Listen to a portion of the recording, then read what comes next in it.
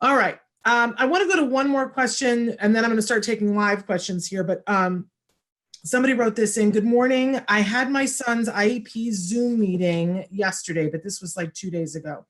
He is 10 years old, a little bit verbal, a high amount of scripting, about 78% when he started at the school that he is currently at. They placed him with ASD1 with abilities to write, answer some WH questions. He can dress himself, read short sentences, write and spell some sight words. For 2 years, they kept him at the same level, and the scripting increased to up to 100% according to their data.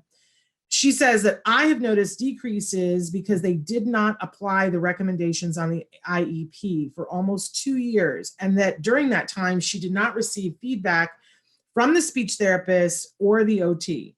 With his ABA hours at home, however, it's a different story. Things are getting better. Our BCBA explained to them that based on the VB map, he is at a different level, but the school recommended that they should keep their son at ASD1. She said no, because the placement has not been effective for 2 years. Please, I need some advice. What should I do? I'm planning to homeschool my son by the time I get a lawyer to fight them, and thank you. And can I just say before you answer this, Evelyn, that tomorrow night we are having a very special town hall meeting at 4 o'clock Pacific time with special education attorney Bonnie Yates. It's an interactive town hall meeting so that you can ask questions for the legal parts of this. But there's an ABA part of this that I wanted to have you address, Evelyn.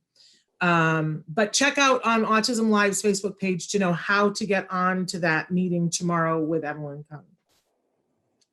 With Bonnie Yates. Oh, you're Evelyn Kung. Thank you. Bonnie Yates tomorrow, special education attorney Evelyn Kung here now. Yes. Sorry. Yes. Okay. So I have to say this part, which Bonnie will say tomorrow, is the goals drive your services. So if for 2 years your goals have stayed the same and your child has not made progress, there's definitely something wrong. And especially if now they say that his skills are going backwards, there is really something wrong. And if your BCBA at home is saying he's at another level now, the BCBA needs to share with them. And there needs to be some kind of intervention that bridges the gap between home and school. Okay.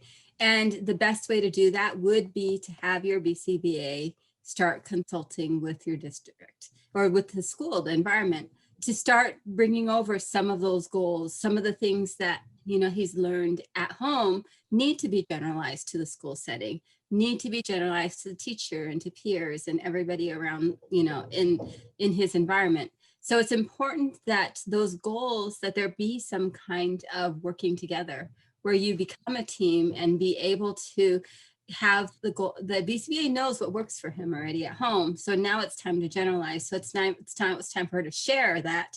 And, a lot of times BCBAs are willing to share, but maybe the schools aren't so happy to receive. And sometimes the BCBAs can be very rigid too and don't want to compromise. So you have that issue too. So you want to collaborate. It's your son's progress. It's great that he's been making changes at home because it shows you the potential is there and he's making those changes.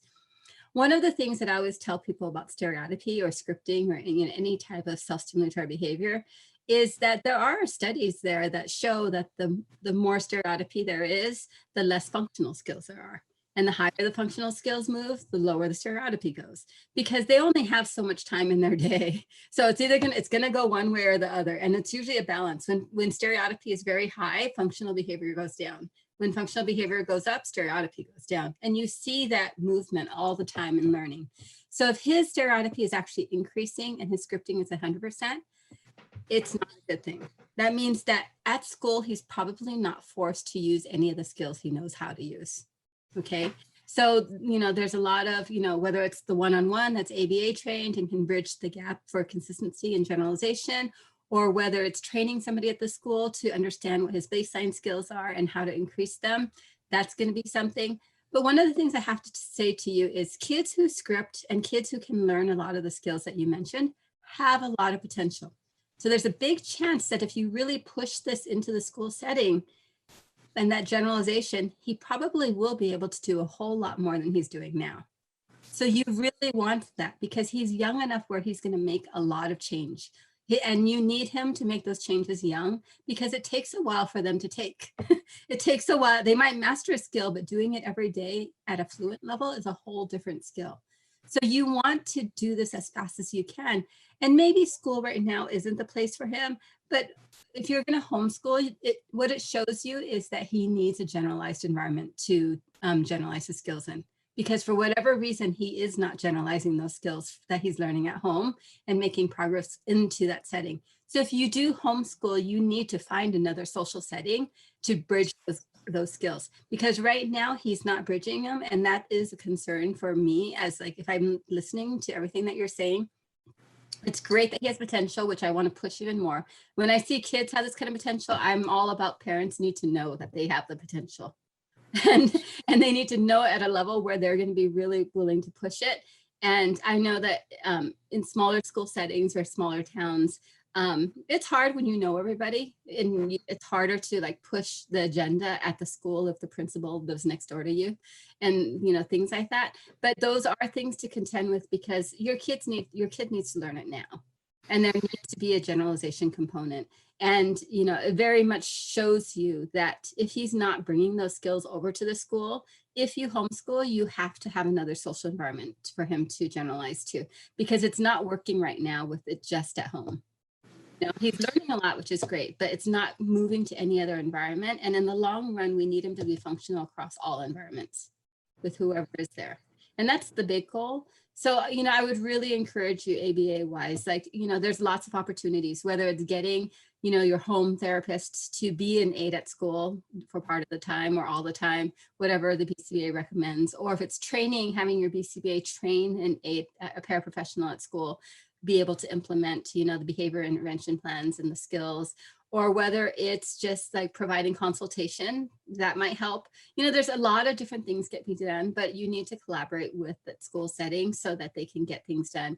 And, IEPs are, this is IEP season. Normally we would have done a lot of them by now. And actually I've done a few already via Zoom, and they are a little bit different when they're on Zoom because not everybody gets to talk, and you can see it's not as interactive as it would be if you were there in person. But for the most part, you can meet with them monthly and get check-ins.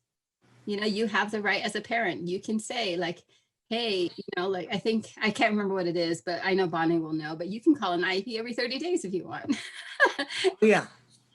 And so there has to be some communication on progress or lack of progress between the home and school environments.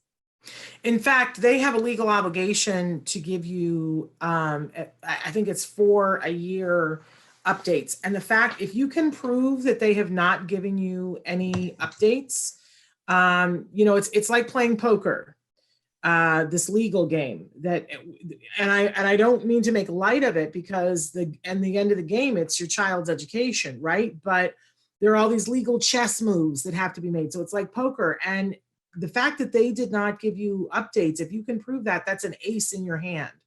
I really want to encourage you to get legal help. You mentioned that you're talking about getting a lawyer. Your school is out of compliance.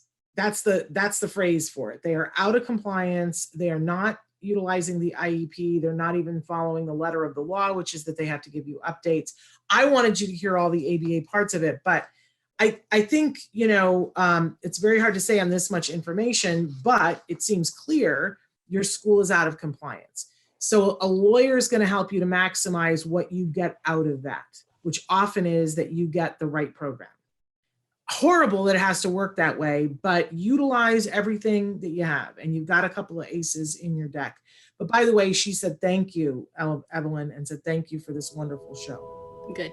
I'm glad that we had an opportunity to talk about that.